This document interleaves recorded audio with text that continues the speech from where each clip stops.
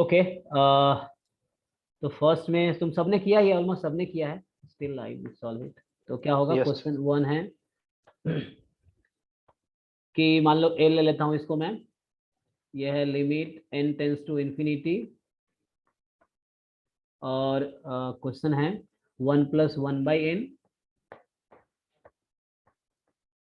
Into 1 + 2/n and so on 1 + n/n, यहाँ तक गया है, और इस पूरे की पावर है 1/n।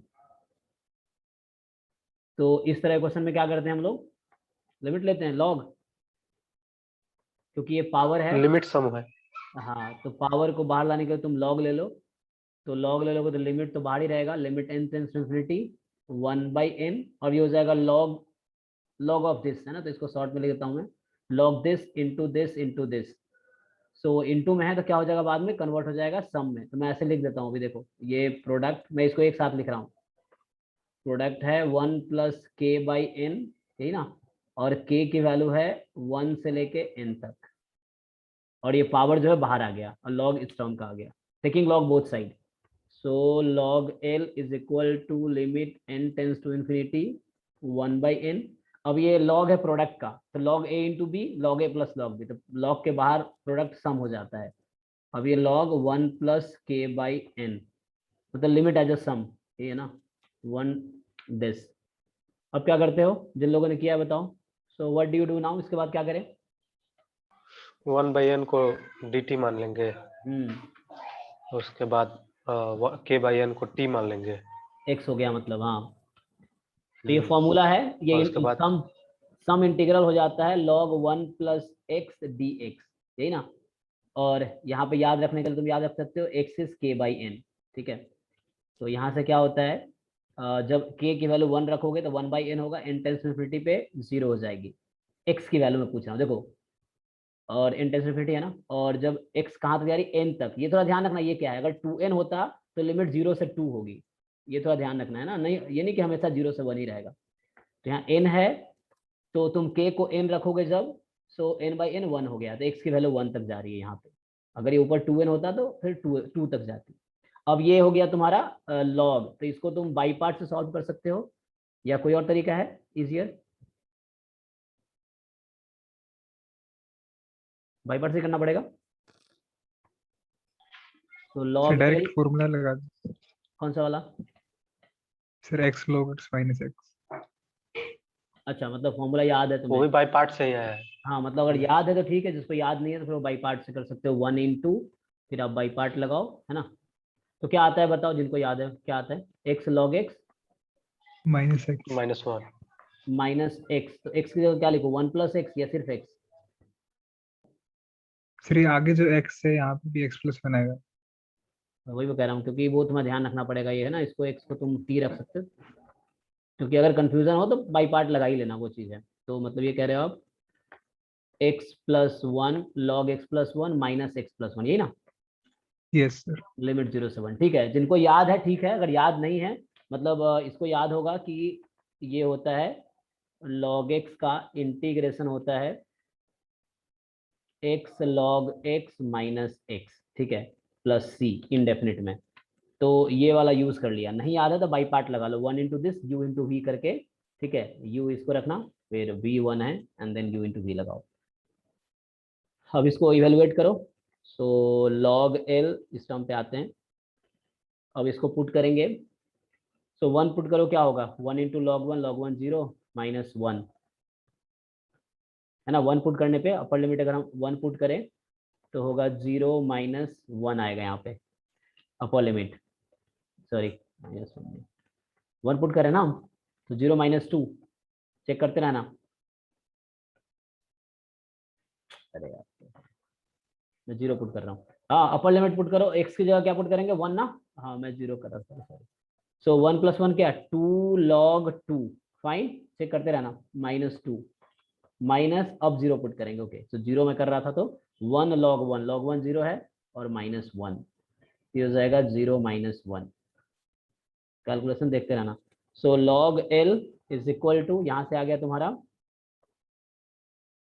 2 log 2, और कितना होगा टोटल, -1, क्योंकि ये -2 और +1 हो जाएगा। So log L is equal to 2 log 2 को लिख सकते हो log 4, क्योंकि ये 2 चला गया पावर में। और अगर log में इसको लिखना हो तो यहाँ बेस कुछ नहीं है तो e है।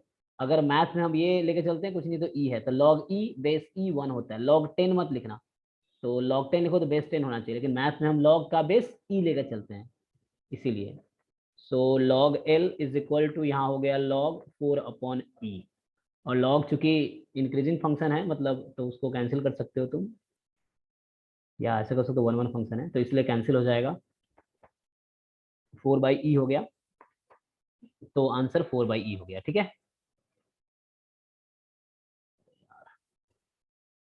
फिर से ना 40 मिनट वाला प्रॉब्लम है। ठीक है, इसका 4/e सबने कर ही लिया होगा। सेकेंड वन इजी है, मैं यही भी कर देता हूँ, इसमें कुछ ज़्यादा कॉन्सेप्ट नहीं है। बस एक कॉन्सेप्ट ये है कि जैसे बोला है R से R में फंक्शन है और इस तरह से है, तो 1 1 ऑन 2 चेक करना है, 1 1 ऑन 2 चेक करना है। तो हमने एक कॉन्सेप्ट पढ़ा हुआ है, तो तुम जानते हो कि कोई भी स्ट्रिक्टली इंक्रीजिंग फंक्शन जो होता है वो हमेशा 1 1 होता है, हॉरिजॉन्टल लाइन टेस्ट। ठीक है ना, तो उसमें ये होता है कि 1 1 फंक्शन क्या होता है, डिफरेंट एक्स के लिए if X are different then Y must be different. तो 1 1 के डेफिनेशन पढ़ोगे तो x1 is equal to x1 different from x2 implies fx1 different from fx2। या याद रख सकते हो सीधा एक डेफिनेशन है कि या रिजल्ट है कि every strictly increasing function is 1 1 function on R। तो इसको तुम f' फाइंड कर लो, सिंपली डिफरेंशिएट कर लो तो क्या होगा, 7x की पावर 6 प्लस क्या होगा 15x² प्लस 11, और f' तुम x कोई भी रियल नंबर अब लेके देख लो, ये तुम्हारा f' हमेशा 0 से ज्यादा आएगा for all x belongs to real number. और f' अगर पॉजिटिव है तो हमारा फंक्शन क्या होता है, इंक्रीजिंग ना, इंक्रीजिंग हाँ, तो इंक्रीजिंग ये स्ट्रिक्टली इंक्रीजिंग है, ये तो स्ट्रिक्टली इंक्रीजिंग यस फंक्शन है तो ये 1 1 होगा, तो स्ट्रिक्टली इंक्रीजिंग है तो इसीलिए 1 1 हो गया। ऑन टू क्या होता है, range is equal to codomain, तो यहाँ ये कोडोमेन क्वेश्चन में गिवन होता है। ठीक है जी, कोडोमेन ये R है और रेंज हमें निकालना होता है। रेंज क्या होता है, set of possible values of function. अब ये फंक्शन और डिग्री का है, तो इससे फायदा क्या होगा, जब x इन्फिनिटी को अप्रोच करेगी तो fx इन्फिनिटी को अप्रोच कर रही है, x जब माइनस इन्फिनिटी को अप्रोच करेगी तो fx भी माइनस इन्फिनिटी को अप्रोच करेगी। और चूंकि फंक्शन इंक्रीजिंग है और कॉन्टिन्यूअस भी है, ठीक है, तो कॉन्टिन्यूअस फंक्शन है तो माइनस एक्स की वैल्यू माइनस इन्फिनिटी से प्लस इन्फिनिटी कुछ भी हो सकती है, तो उसके अकॉर्डिंग y की वैल्यू माइनस इन्फिनिटी से प्लस इन्फिनिटी कुछ भी हो सकती है। तो मेरा मतलब ये है कि fx कोई भी रियल नंबर वैल्यू ले सकता है, तो रेंज इसका set of all real number है। तुमको समझ आ रहा होगा कैसे हो रहा है, इस तरह से है कि minus infinity value minus infinity है, प्लस इन्फिनिटी प्लस इन्फिनिटी है, तो y की value minus infinity plus infinity में कुछ भी हो सकती है। तो कोडोमेन रियल नंबर है और रेंज भी रियल नंबर है। जब कोडोमेन और रेंज इक्वल होता है तो ये डेफिनेशन है ऑन टू फंक्शन का, कि function is said to be onto function if range is equal to codomain. तो कोडोमेन यहाँ गिवन होता है, तो इसका मतलब हो गया कि function is 1 1 and on to both. ठीक है, तो function in 1 1 and on to both. Yes sir इसका थोड़ा रूट्स पे थोड़ा सा बता दीजिए ना, मतलब एक रूट सर कंफर्म है कि सर उठ रहा है नीचे से ऊपर जा रहा है, एक रूट तो कंफर्म्ड है, लेकिन सर क्या और रूट होगा, एक बार इस पे थोड़ा बता दीजिए ना, मतलब क्लियर हो जाएगा सर। स्ट्रिक्टली इंक्रीजिंग फंक्शन है, एक ही रूट होगा इसका, स्ट्रिक्टली इंक्रीजिंग ही रूट फंक्शन, होगा नीचे ना। आएगा ही नहीं, ये नीचे वापस आएगा नहीं, ये सिर्फ आगे बढ़ता जा रहा है। इंक्रीजिंग है ना, ये सिर्फ ऊपर की तरफ जाएगा, कभी नीचे आएगा नहीं वापस। तो इसके पास एक ओके ही सर। रूट होगा, सिर्फ एक रूट होगा, कहीं पे जहां पे भी होगा एक ही रूट होगा। ठीक है, तो स्ट्रिक्टली इंक्रीजिंग है, एक ही रूट है इसका। Okay, so this is both 1 1 and on two. तुम इसका बाकी 6 रूट इमेजिनरी होगा ना, जी जी, क्योंकि 7 डिग्री का है पॉलिनोमियल। हाँ जी मैडम, आपने सॉल्यूशन काहे नहीं भेजे हैं? सर एक्चुअली में मेरा एक जगह नहीं था सर, और आज थोड़ा बिजी थे, घर में ही रह गए। बिजी तो थे, हम आपको एग्जांपल, आपको पता, तुम पिछले साल तुम देखे हो, हमारे यहाँ बहुत इंटेलिजेंट बच्चे एक दो और थे जिनका जैम में कुछ नहीं हुआ है, ना जैम में हुआ, ना CMI हुआ, ना ISI हुआ, किसी में कुछ नहीं हुआ।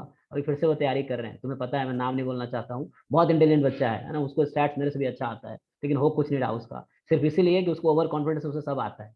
और असलियत कह रहा हूँ, कुछ नहीं आता, इस बार भी जैम निकलेगा नहीं निकलेगा मुझे नहीं पता, क्योंकि तुम अगर कंटिन्यूअस एफर्ट नहीं कर रहे हो, तुमने कोट पढ़ा होगा ना कि हार्डवर्क बीट्स टैलेंट, तो ये वाली मैटर है, टैलेंट तुम्हारे अंदर कितना कोई फर्क नहीं पड़ता, जंग लग जाएगा अगर तुम वर्क नहीं करोगे तो सेम चीजें हैं, है ना। हमारे एक दो बच्चे बहुत सर इंटेलिजेंट हैं, भेज देंगे सर, बना लिए हुए हैं सर, पूरा कवर किए हैं। सो इसीलिए कंटिन्यूअस एफर्ट इज नेसेसरी, चाहे टैलेंटेड हो या ना हो, कंटिन्यूअस एफर्ट करोगे तो बहुत आगे जाओगे। तुम्हारे लिए बता रहा हूँ, मैं सबके लिए बता रहा हूँ, जितने बच्चे क्लास में हैं मैं सबको ये बोल रहा हूँ कि कंटिन्यूअस एफर्ट बहुत जरूरी है। तुम इंटेलिजेंट हो तब भी और नहीं हो तब भी, है ना। वो चीजें जिसमें नहीं है वो इंटेलिजेंट हो जाएगा वर्क करके, जो है तो उसको कंटिन्यूअस रखने के लिए तुम्हें करना पड़ेगा एफर्ट। ओके, ये मीटिंग अभी 1 मिनट में एंड होगी, देखते हैं नेक्स्ट क्वेश्चन पे।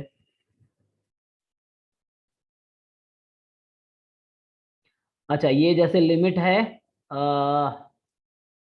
तो इसे तो एल हॉपिटल लगाओगे तो काम हो जाएगा, क्योंकि एक्स को 0 पुट करने पे 0/0 आ रहा होगा।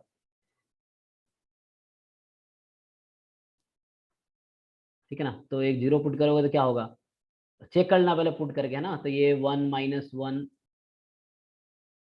ठीक है, प्लस 0, एक्स को मैं 0 पुट कर रहा हूँ, और cos 0 1, तो 5 × 0, तो ये आ गया 0/0। तो यहाँ एल हॉपिटल रूल लगा सकते हो तुम, 0/0 या इन्फिनिटी अपॉन इन्फिनिटी में लगा सकते हैं हम। तो अप्लाई करो, और बार बार अप्लाई करोगे तो ये खुद ही जाके कुछ ना कुछ आंसर दे देगा। सबने किया होगा आई थिंक। चलो मैं यही कर देता हूँ, ये मीटिंग असेंड होने यस वाली है। सर। तो क्या होगा, ये आएगा -3e⁻³ -3x और 4x का 4 हो गया। यहाँ सॉल्व करोगे 5 time cos x sin x, अभी भी 0/0 आएगा। एक बार और डिफ्रेंशिएट कर लो, एक बार और डिफ्रेंशिएट करोगे तो आ जाएगा 9e⁻³ -e⁻x upon 5 cos x। अब x को पुट कर दो तुम 0, तो 0/0 अब नहीं आएगा, नीचे 5 हो गया।